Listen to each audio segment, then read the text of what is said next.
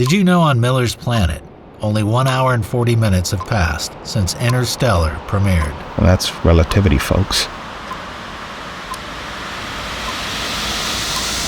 Some form of intelligent being living outside of our solar system. Again, there is no confirmation. Chris Nolan is yet to make his debut feature, but the movie about wormholes and space travel is already in theaters, and McConaughey is in the dang thing. Can we talk about Einstein? But it's not Interstellar. No, of course not. I understand. It's Robert Zemeckis' Contact, based on a book by Carl Sagan. Now, Carl Sagan is a frickin' genius, but he's struggling to make sure his fictional wormhole would work in real life. So he borrows the math from an actual theoretical physicist named Kip Thorne. Carl phoned me. He said, my heroine traveling through a black hole to get to the star Vega. And I said, that's rather dangerous. Singularity in there and you can't get through to the star Vega. So what you actually need is a wormhole. The film's producer, Linda Obst. Linda and I dated, and he asked me to marry him. She was too high-strung for me and I was too nerdy for her. It's probably great because we remained partners and best friends ever since. Anyway, time passes. Just an hour and 17 minutes of Miller time. Obst and Thorne start working on a science fiction film where the wildest things on screen are real. Hi, it's Linda Obst calling. Is he there? Linda called me up and said, would you like to brainstorm with me for a movie? And I said, I'm so bored. I just can't find one fun movie. Just everything I'm reading is terrible. And I said, Kip, tell me. He was working on gravitational waves. And I said, what would be the most astonishing discovery that could possibly be made on it? That's how Interstellar began. So we ended up puzzling out this trip through the cosmos, and we wrote a treatment. Within a week, Steven Spielberg reads it and signs on to direct. Then we went to work with Steven on working on the script. He had us go find a writer. He turned down my first 4 choices and selected the right writer, Jonah Nolan. Jonathan, as he's prone to do, buries himself in the research. He enrolls in a workshop on relativity theory at Caltech. He has hundreds of discussions with Kip Thorne before he even puts a single word on paper. When I was brought onto the project was to try to get the science right, to try to take a big idea and ground it as much as possible so you could feel it. Theory of relativity is fascinating all by itself, but immediately becomes something very, very emotional when you talk about the distances between people. And while he's writing it, Spielberg breaks away from Paramount. He takes his studio, DreamWorks, and goes over to Disney. When that project kind of fell apart and Steven had to step away from Paramount, I was heartbroken. I spent three and a half years working on Interstellar, and all of a sudden it was dead in the water. I said, look, I know a director. I want to make a phone call. So he calls his most trusted collaborator on Earth, his brother. Pretty much everything my brother and I do, whether we're working on it together or not, we tend to bounce things off each other. So I'd been hearing about Interstellar for years while he was working on it with Kip Thorne. It was really a case of me saying, how would you feel if I took this and tried to combine it with some of my other ideas and kind of changed a bit what it was. And hey, when the opportunity comes up for Christopher Nolan to direct a picture with a complex, migraine-inducing timeline, he's in before he even finishes reading the script. Time has been a thing in my other films. In the case of Interstellar, I finally get to address time as a story point, not a structural issue, not an idea of subjectivity versus objectivity. These kind of things have played with in the past. In the case of Interstellar, you get to make literal some of these ideas about time being relative. But before he can sit in the director's chair, he has to get past Kip Thorne. The guideline that we worked from is that nothing in the movie would violate well-established physical laws, and all the wild things would at least spring from science. But the way I look at it, it's like, you watch a James Bond film and Bond has to defuse a nuclear bomb. You don't really have to know how he's defusing the nuclear bomb. You just need to know that it's going to blow up if he doesn't do it. To me, that's the sort of guiding principle for the role of science in the film. Chris and I brainstormed about the science every few weeks while he was working on the screenplay. And on several occasions he said, I need this, and I would respond, I don't think that can work. And he would say, go think about it. But I would go home and sleep on it, think about it, and I always found a way except once. He wanted to take his hero back to Earth by a different route than the wormhole, 10 billion light years away from the Earth. How's he going to do it if it doesn't go through a wormhole? He said, well, I want to take him back faster than the speed of light. And I said, no, it won't fly. There's no way. The laws of physics forbid that. And we went back and forth for 2 weeks, and finally he threw in the towel. After that 2 weeks of arguing about it, I finally felt like I gained some understanding of relativity, which is what Kip was taking great pains to explain to me, and the relationship between time and gravity and mass and everything, all the rest. And sort of got this intuitive sense of, okay, I kind of get why it's not possible. It really wasn't a question of Kip being the science police on the project. It was much more about him being a collaborator with this sort of vast body of really extraordinary and very surprising information about how the universe works that offered all kinds of really interesting possibilities for the story. And the things that he was able to open up for me were far more exotic and surprising than anything I could have come up with just, as a screenwriter. We really wanted the film to feel like we were being honest with the science, even though the audience can't be expected to understand it while they watch the film. Meanwhile, the news that Christopher Nolan had signed a film at Paramount set off a quiet panic at Warner Brothers. Nolan was their director. He made him billions with the Batman. Nice. They were absolutely terrified of him making a hit picture for the rival studio. So Warner Brothers cut a deal. They would co-finance Interstellar alongside Paramount in exchange for a stake in the Friday the 13th franchise and the rights to a future Superman film. Nolan's space movie was now being paid for, in part, by Jason Voorhees and Clark Kent. That's money. So the brothers finished the script, and now they got to cast the picture. First guy to sign up is Michael Caine. Whenever he said, you want to do a movie, I say, yes. He says, you want to read the script? I say, no. Then Anne Hathaway joins. I had the advantage of coming to my brother's script that he'd been working on for several years, and one of the things I really loved about it was the character of Brand that Anne plays in the film. I thought it was just a wonderful role. I went to Anne with it because I knew she was very interested in science and would completely get this character and everything this character is about. But Nolan still needed the lead, a guy the audience would follow across the universe. And his pick was Matthew McConaughey. All right. Now you gotta remember, at this point in the game, McConaughey was not exactly Daniel Day-Lewis. Yeah. He was the stud who spent 10 years without a shirt on, leaning against Kate Hudson on a movie poster. He was Hollywood's official beach tan Texas beefcake. Is that a problem?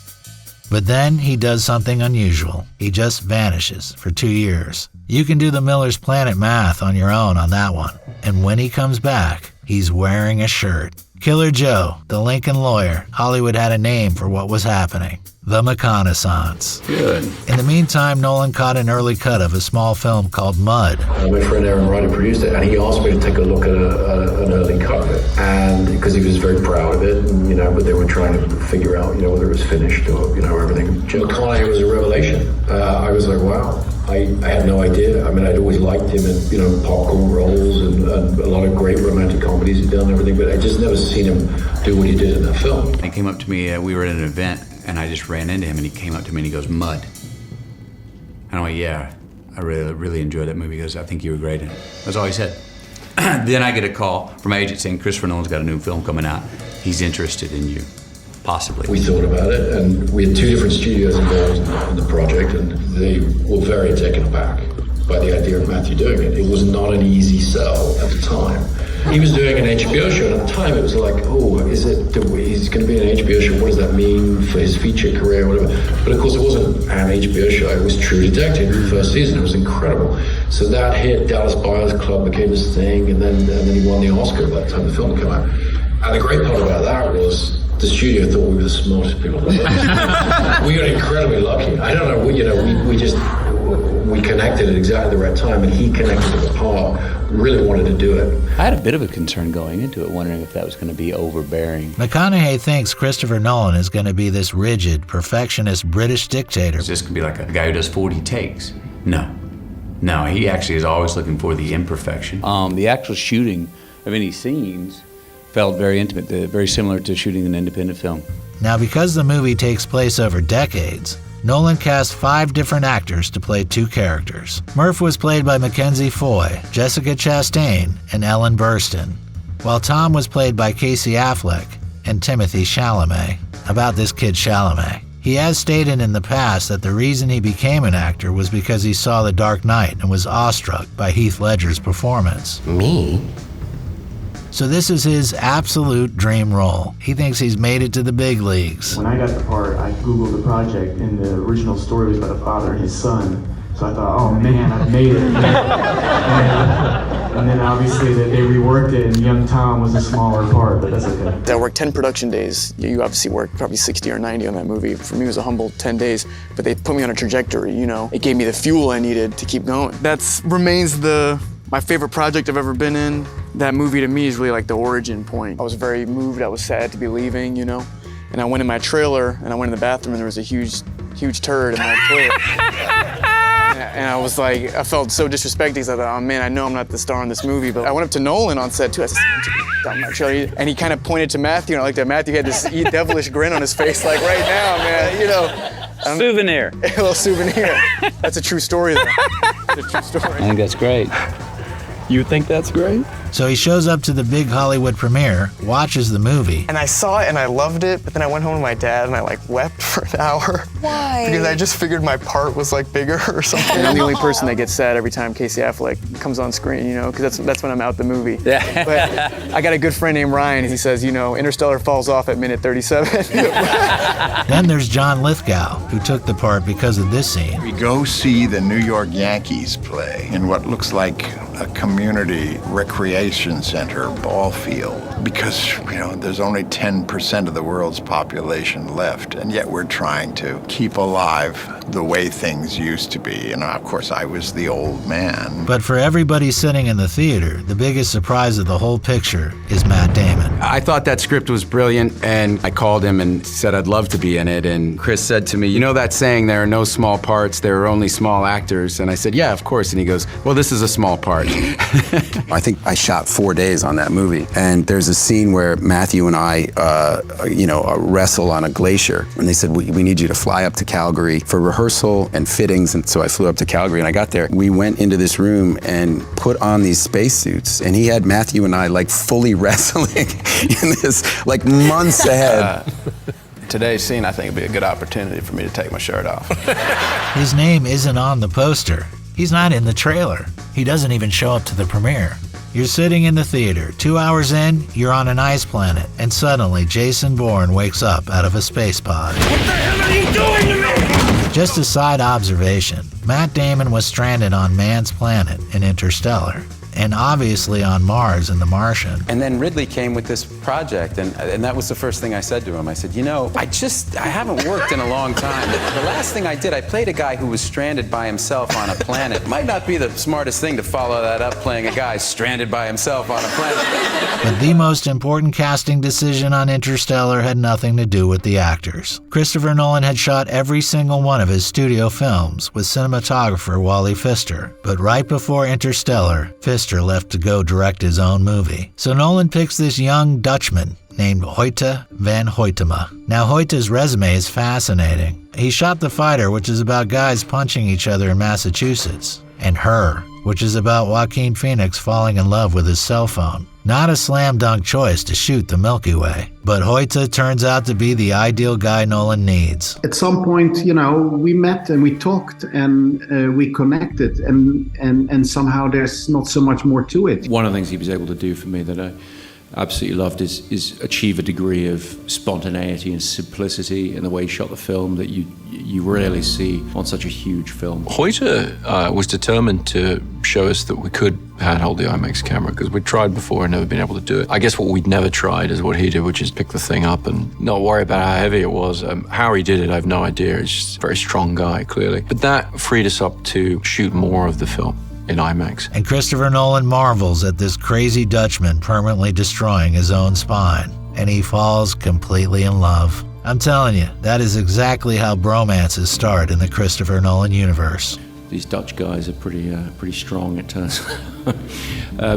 Working with him was a joy. Nolan started shooting in Alberta, the same location he'd shot Inception's Snow Dream Lair 4 years earlier. A lot of the great westerns were shot outside Calgary. Things like Unforgiven. The first Superman that Dick Donner did, the film was shot there. And one of the reasons is it has these sort of gentle rolling hills and then mountains in the background. So there's a very grand landscape to it. It's really an ideal place to get that kind of beautiful vista that we wanted. They built the farm. We spent so much of the film in the farmhouse, it'd be silly not to build it. It was actually built in a very practical way and really felt like it had been laid out according to the demands of that landscape and the people who would be farming there, and it had a good sense of history. It was a nice place to be, actually. And to shoot the drone chase through a cornfield, they planted 500 acres of real corn. We really wanted to get some sense that this corn was being farmed somewhere that it probably shouldn't be, and indeed they don't farm a lot of corn where we were farming it in Calgary because the wind out of the mountains can kill it very easily. But luckily on Man of Steel, Zach had grown a bunch of corn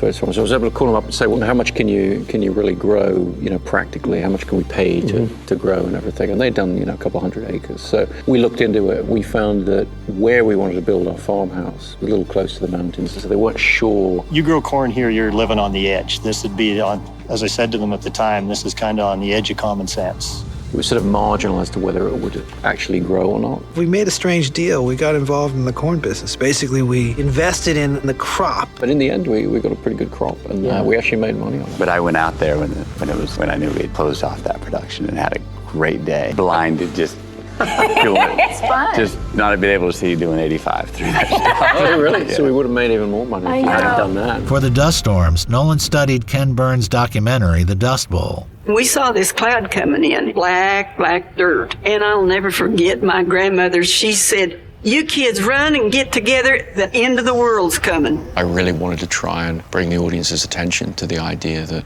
this sort of thing really can happen. And it struck me that the imagery that you can find was so much more extraordinary than anything you see in a science fiction film. And indeed, in our portrayal of it, we had to, frankly, water it down.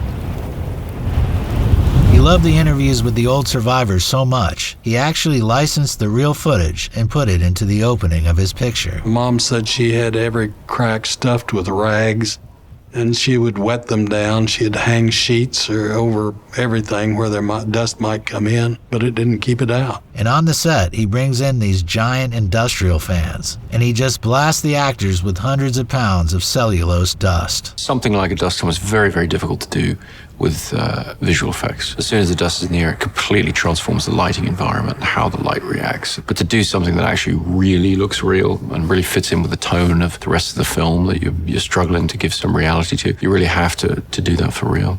But the dirt is nothing compared to Iceland. So we did 3 days out on the water, standing in, 2 foot deep water in the freezing cold. And I've never had a crew complain quite so much about, they really, really didn't like it. It wasn't the usual joking, they really didn't like it. They go there to shoot the alien planets, and the weather there is completely miserable. We're talking 100-mile-per-hour winds. Yeah, it actually lifted the asphalt off the road and threw it to one side. I mean, it was bizarre, and we were out there trying to shoot with actors kind of bracing themselves in the wind and everything. But you have a mountain guide on set, and so you listen to them in terms of at what point they think the gusts might be too fast. Well, I was sort of enjoying it. But they get that sort of, everybody rises to it, and you feel people really come together, and that's when you feel the spirit of the collective endeavor, and that's what's fun. So we would work up on the glacier, get as many shots as we could, and then the point at which the safety guys felt like the gusts were beginning to show too much strength, we would all hunker down and make our way back down in the vehicles. Chris being Chris, he was obviously very upset at the idea of all of us sitting around twiddling our thumbs back at the hotel, and we just wanted to get on with shooting, so he whisked us all out into the parking lot where we shot some inserts as long as we could. Stop it! I've almost never been at some unbelievably far, distant location and you make a shot in the parking lot. It's just a point of pride, He even makes them drag these 12-ton spaceship props out to their farthest, most frozen corners of the country. So we could put our spaceship on a truck and drive it up and crane it into place and all that. So we had to bring in a huge crane so we could pick up one of the spaceships. So it had to be a sturdy road. The location was perfect, really, in that the sand underneath the water was very, very firm, allowed us to put our very heavy spaceship out in the middle of it.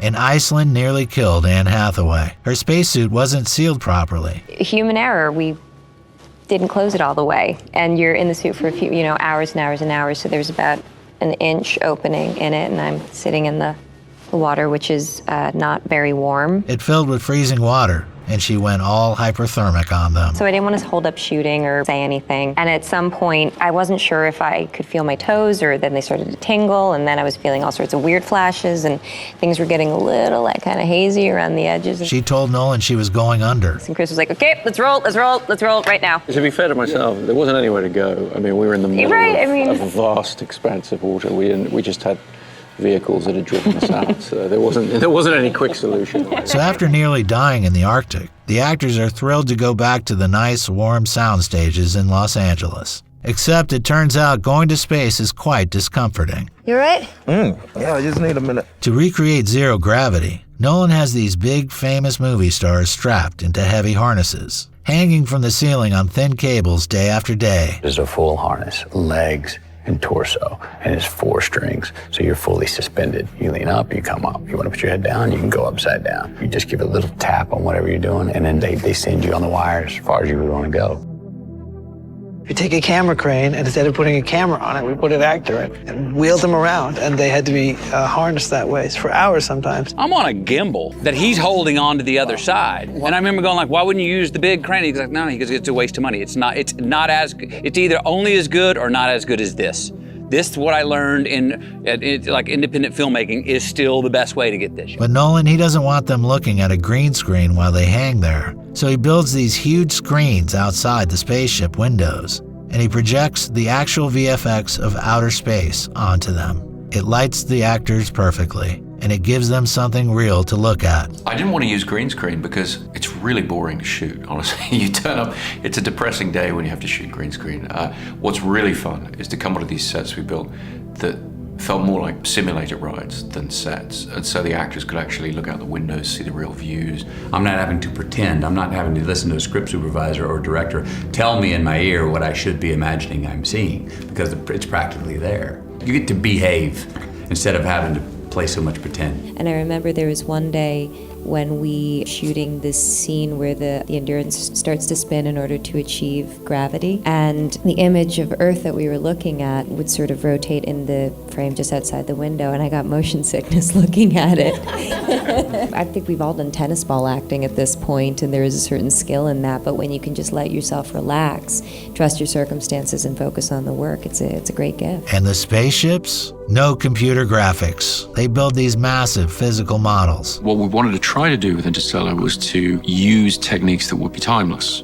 I think if Christopher Nolan had his choice, he would be shooting in space with real spaceships and actually doing this for real on location. But the next best thing is to use miniatures. They were so big, the crew stopped calling them miniatures and started calling them maxitures. They were big enough to mount a real IMAX camera onto them. Think about the fact that NASA sent IMAX cameras up to space. By doing that, you create a very specific feeling, and we want to replicate that. You really got to ponder the life path of an IMAX camera. It was designed to show humanity the real outer space, and it ends up flying around a dark room strapped to a plastic prop. Interstellar is set in the future, but Nolan refused to design a future. Because what I realized is a huge amount of creative energy goes into the parlor game of trying to figure out what a pair of trousers is going to look like in the future, or what a pair of glasses is going to look like in the future. And you're never going to get it right. I wanted to eliminate that thinking entirely from the design process so that we could put our efforts elsewhere and hopefully produce something that was actually a little more timeless. We really wanted to look at what's been used in space, what's been used on the Apollo missions, on the space shuttle, on the ISS, and every switch does what it needs to do and every button does something, and all the docking mechanisms, all those things are all just based on contemporary reality of how do you deal with life in space. Everything is packed away, so you have tables here. We've got seats that come out. This stuff is just scrolling data and updates. We ended up mixing stuff we could get so we could get the age and realism of some of these parts, and then we would manufacture bits and pieces to tie them in. Because this ship has been built over 20 years, so some of the technology would be older, some of it would be newer. Just a bunch of folks flying through a wormhole, praying the check engine light doesn't pop on. What's your humor setting, Towers? That's 100%. Let's bring it on down to 75, please. So all the design energy, they put it into the robots. But wait, you're not allowed to call them robots. Nolan actually banned the word robot on the set. He makes the entire crew refer to them as articulated machines. A bit pretentious, I think, But the idea is that it isn't your average shiny tin suit guy. What we sort of jokingly termed as like kind of robot like Mies van der Rohe would design. Full disclosure, I don't know a lot about architecture, but the Google says Mies van der Rohe is the minimalist guy. The less is more fella. It should be a very, very functional piece of equipment. It should be, like a light stand or a tripod or something, or a camera dolly. It should just be a thing. So they take the big black monolith from 2001: A Space Odyssey. They chop it into 4 pieces of metal, put some hinges on it, and now that walking rectangle is the most famous robot of the decade. You'd think this thing must be CGI. Not on Nolan's watch. The effects team built TARS as a physical puppet. You have something that you can puppeteer on set, and then you remove the puppeteer through relatively simple visual effects. So now you have a 200-pound piece of metal, and somebody has to drag it through the dirt and do all the voices live on set. And for this grueling, back-breaking labor, Nolan hires Mr. Noodle. He hires Bill Irwin, Tony Award-winning Broadway actor and the most respected mime at the time in America. I was looking for was somebody to take on the job of giving life and personality to what is essentially, an inanimate object. And Chris Nolan says, I wanted a guy who's an actor, but also he needs to be a clown. He needs to be somebody who could take a stepladder and make him move. Bill brought so much life and personality and such a lovable quality to TARS. I don't know what the physical challenge for Bill was like, but he always brought a smile to his work every day. It's been a gig where just about every aspect of the acting craft I've ever had has come into play. For a physical actor, the proposition was fascinating. They build a different version of articulated machines for almost every situation. On Miller's Planet, they bolt one of them onto a quad bike. They only brought in computer graphics for the stuff a physical puppet absolutely could not do. Now, Nolan likes to hide a lot in his movies, to make you watch them more than once. The bookshelf alone is worth another go. He puts Stephen King's The Stand on the shelf, because that's a book about a plague that ends the world. He puts Jane Austen's Emma up there, because his wife and producer is Emma Thomas. But my favorite one is at the very end. And here this close-up shot of the shelf, and the book in the frame is The Big Nowhere by James Ellroy. Then you got the wormhole itself. And I've seen the movie, and we've been through a wormhole, so we know what's on the other side. Special effects. It's parked right next to Saturn. Why Saturn? Well, 50 years ago, Stanley Kubrick wanted to put his big alien monolith next to Saturn in 2001: A Space Odyssey. But his special effects guys couldn't make the rings look right. I'm afraid I can't do that. So he gave up and went to Jupiter instead. Half a century later, Nolan comes along, figures out the computer graphics, and puts it right next to Saturn. And if you know your Greek mythology, you can spot another reason why he chose Saturn. Greeks called this planet Kronos, the god of time, which is the whole point of the picture and definitely the one god Nolan worships. I don't know how to answer that one, actually. They call the spaceship the Endurance, which is a nod to Ernest Shackleton's ship. It went down to Antarctica. It got completely crushed by the ice. It sank to the bottom of the ocean, but every single man aboard survived and made it home alive. But in Nolan's version, the crew isn't what needs to survive. Now you have to think bigger than that, all right? As for influences, Nolan was open about them. He screened the right stuff for the crew before shooting. As we were discussing our methodology and how we did certain things, because the things that they did in that film, and it's a much more technically perfect film than people remember. It really is one of the great American movies. That view is tremendous! He admitted you can't make a space film and pretend 2001 doesn't exist. I live in a world where it exists, and Yes. it's my chief inspiration for making the film. So I really tried to simply be inspired by it. And then actually Hoyte, my DP, introduced me to Tarkovsky's Mirror, which I think had a big influence on the sort of elemental things in the story to do with wind and dust and water and so forth. But the absolute craziest detail in the entire movie is in the music. Not even in the music, just one annoying ticking sound on that damn Miller's Planet. Every tick is an entire day on Earth.